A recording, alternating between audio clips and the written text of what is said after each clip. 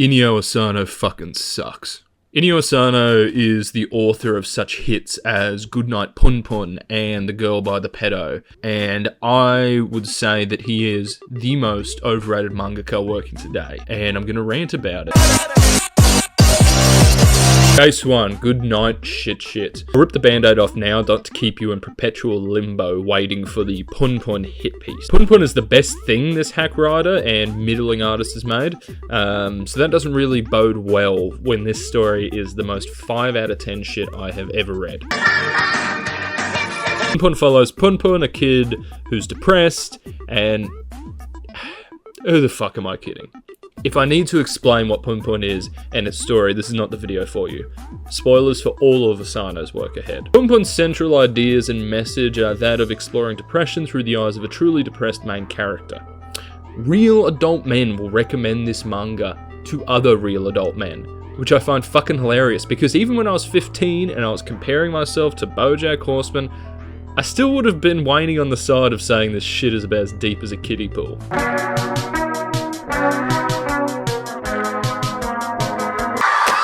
Now, in fairness, the first 4 issues are okay, and his general way he draws Punpun as a bird is interesting. Punpun does change forms later on, and I think it becomes way less of an interesting design as the series goes on. The author implements tracing real pictures for his backgrounds, which while I ended up finding pretty superfluous, it still does look cool and unique. He also implements this tracing idea with a real picture for someone who represents God in the story. I thought this was actually going to go somewhere, but like a lot of ideas in the story, it just fucking doesn't. The first 4 volumes are pretty okay though, like I said. The 3rd and 4th ones being my personal favourite, choosing not to focus on Punpun for once, but instead his uncle Yuichi, who I find to be the best character in the whole thing, in terms of how it deals with his representation of depression and loneliness. He still does plenty of depraved acts, so this could have easily worked as a main character instead. Alas, that probably would have been a good series, and I wouldn't be making this video now. But if only the start is promising and the following 9 fucking volumes suck, there's an issue. I'm not going to break it down scene by scene. Let me break it down for you, Mordecai. Because that's really not the issue with this fuck-ass manga. There are plenty of moments later on that work just fine on their own in a vacuum. I'll put them up on screen now. But it's the placement and proximity and utter huge length of the series that fucking blows. This series follows Punpun as he grows up, mainly just being a through line about love and some fuck-ass girl he met at school. Side note being that I have no idea how multiple girls throughout this series even put up with him. So the story is just shitty thing after shitty thing fucking happening to him. Up until a certain point, that for me being right after he's raped, it just starts being fucking funny. Yes, including this part. I burst out fucking laughing when I got to this, because it's just too much. This story is too much. And people online will be talking about it like, oh, this is the most depressing and, you know, heartbreaking series, and I just can't take it seriously. You there's only so many ridiculously over the top depressing things to happen to this guy before it stops being in any way understandable, relatable, or even fucking believable, and it's just fucking ridiculous and funny. And this series just jumps that shark. This would be like if BoJack Horseman had no build-up or interesting characters with goals, but it was just the Escape from LA episode 12 fucking times in a row with increasingly bad shit happening. You would rightly call that out as a fucking depression porn and emotionally manipulative, but when this fucking series does it, it's praise. Oh wow, isn't that sad? No, it's fucking not. Now, it does not help that Punpun is the single worst character I have ever had to follow in a manga or probably any media fucking ever. And I don't mean that as a compliment.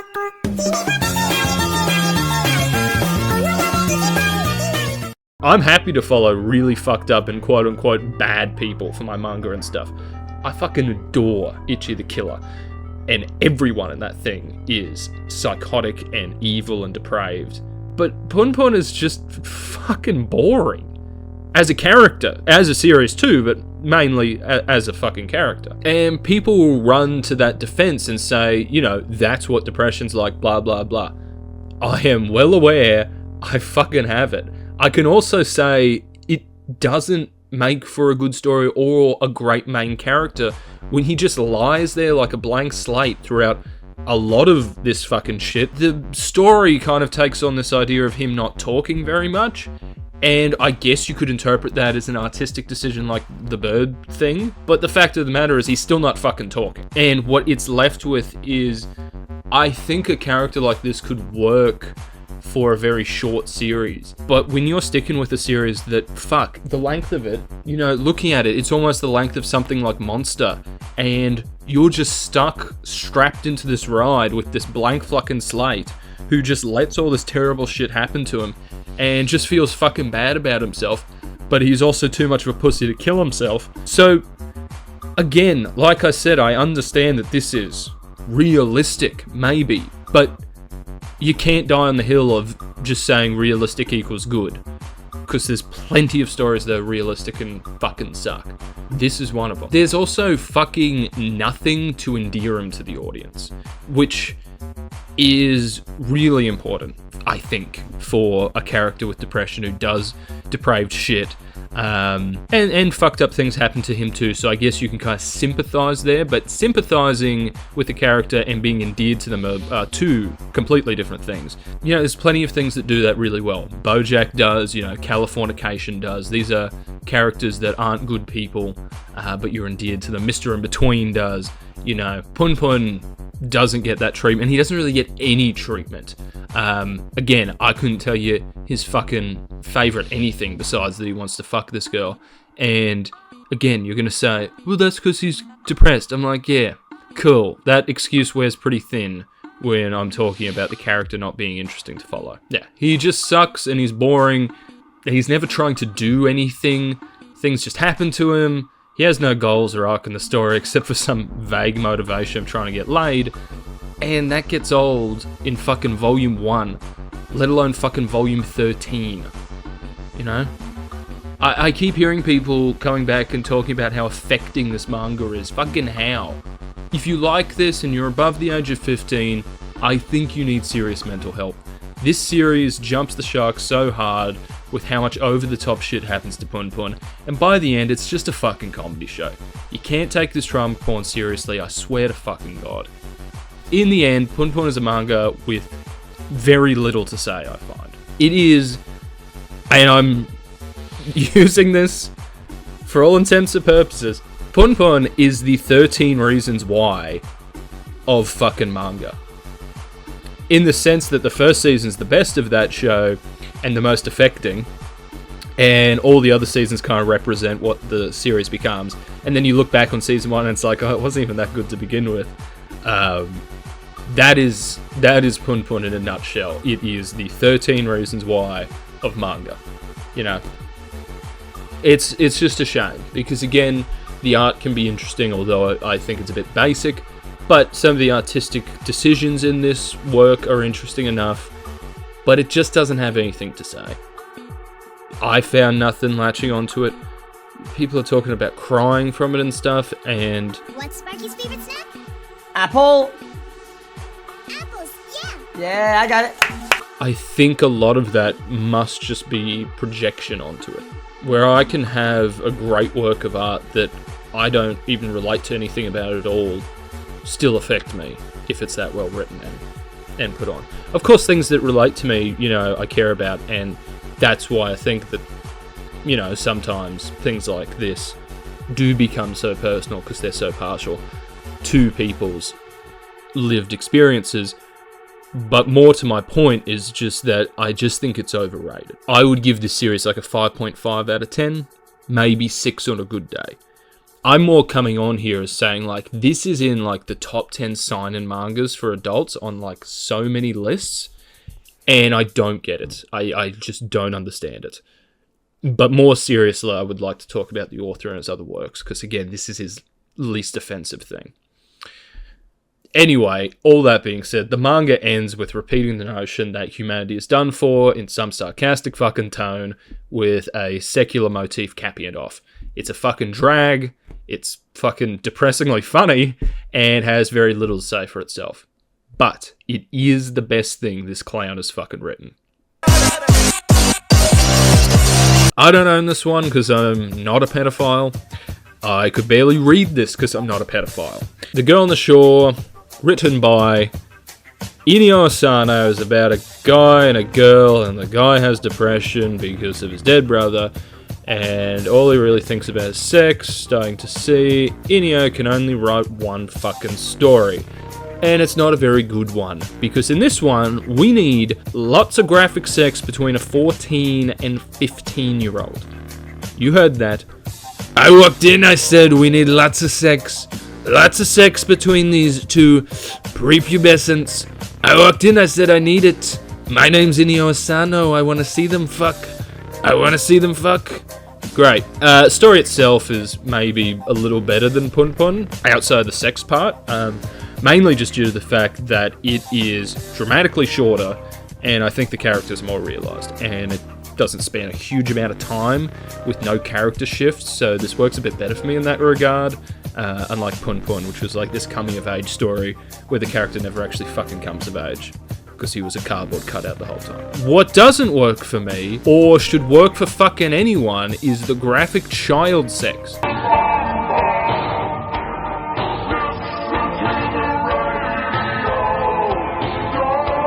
Yes, it's not real kids, but unlike something like Euphoria, which is still weird because it's depicting the sex acts of high schoolers erotically, this book draws them to look young.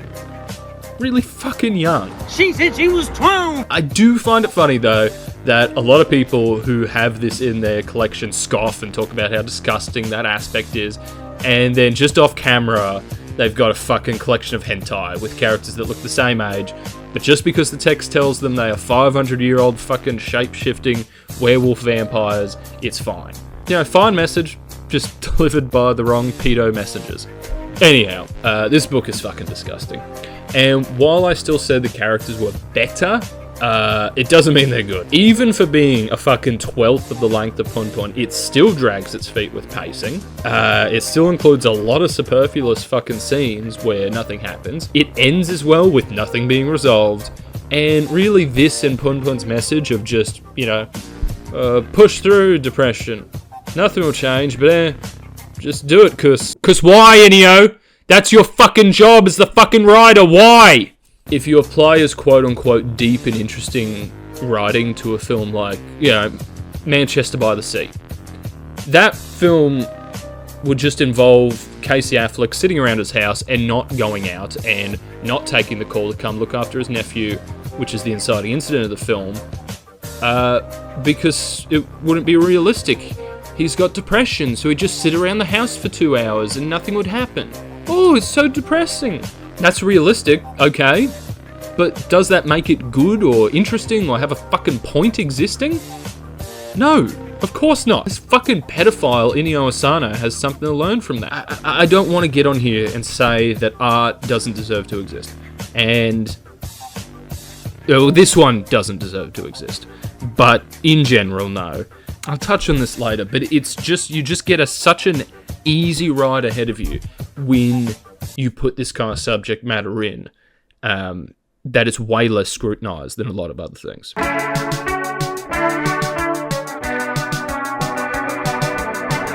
Anyway, along with being a terrible writer, he's a fucking pedo now too. You cannot sit and intricately draw 14 and 15-year-old people's child's anatomy and not be. This is fucking weird shit, man. Good God. Case through, downfall. This is my downfall. Look, I will give Inio Asano this. His work is affecting. It makes me want to fucking kill myself. Downfall is also this tiny manga. It feels longer than punpun. And I'm not exaggerating with that. This is Inio's attempt at some kind of biography, I guess.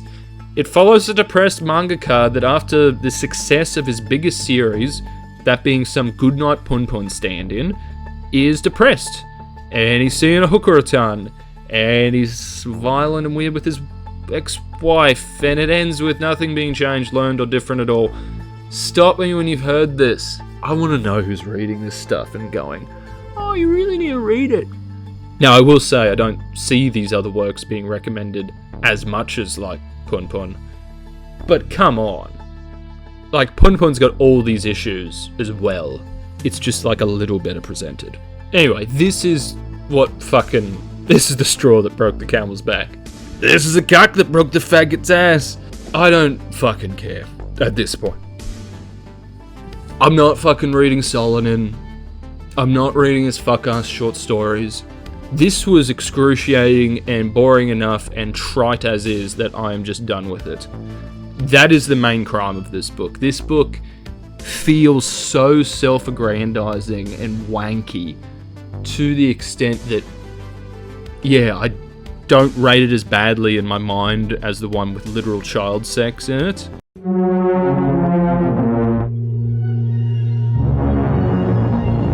But it's just a fucking nothing read. I feel nothing coming out the side of this. It's, in particular, I think this has the worst case. He does it in all of them, of him trying to sound fucking deep when but fucking nothing is happening or being said. Roll the montage of my favourite examples of this from the books I've read.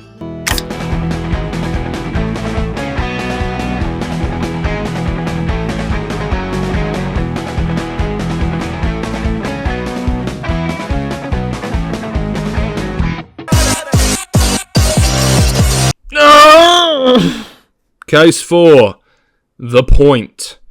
Yeah, so this is when I try to wrap this up in some kind of cohesive thesis. Let's see how I do. Art is something that can speak to people in different ways, and if you really found something touching about Inyo's work, I would say this is like a self-fulfilling prophecy, a fucking Ouroboros of an artist. In danger of sounding like I'm psychoanalyzing the cunt, he is depressed. He's clearly unhappy and pours that into his work. Then his work mirrors life. But instead of trying to make any kind of point or message with it, he kind of just points at the general ideas of depression and leaves it at that. Then, well, that gets popular. Because a lot of other people want to feel vindicated by art. Hell, I did too.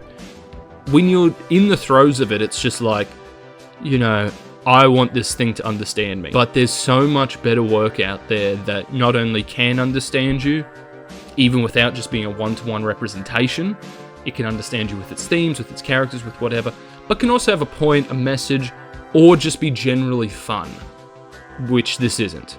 And not to say I just need everything to be fun. Like I just said, I think there's plenty of things with really deep and interesting points. This is just neither. Inyo Asano's work is just neither. It's neither fun nor very deep at fucking all. You know, he keeps writing about the same crappy, shallow, and pointless stories, and people will lap it up. I'm not saying you can't write about depression or heavy topics, but like I touched on, they get a much easier pass than a lot of other things. A lot of good will and meaning is subscribed to books like Punpun when it didn't do much to earn it, just because it's about a depressed bird. As I get older, I find that rotting in misery porn is not enough for me in stories. If you're gonna tackle that, I need good characters, interesting ideas, and a resolution that makes me think and has a fucking point. In saying that, all Inyo Asano's endings did make me think. Think about how much fucking time I wasted reading them.